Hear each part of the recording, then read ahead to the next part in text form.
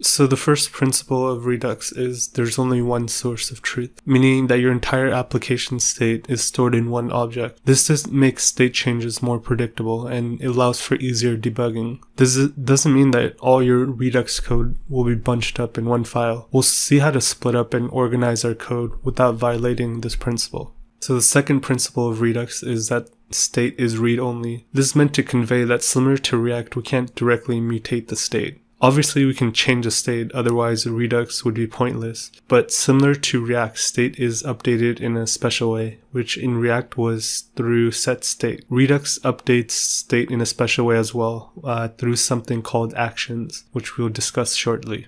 So the third principle of Redux is that changes are made with pure functions. This one's a little hard to understand before you've worked with Redux, but it's essentially saying that the final state produced has to be from simple, non-asynchronous functions. State is outputted in Redux through something called reducers, which are functions that this principle is referring to. Reducers are set up as case switch statements. Each case statement must simply take a copy of the previous state and output a new state. The previous state isn't directly mutated, and the state case statement can't be asynchronous or do anything else besides just taking in the previous state and simply returning a new state. And this is what pure is referring to. All the asynchronous and complexity has to be handled in the actions.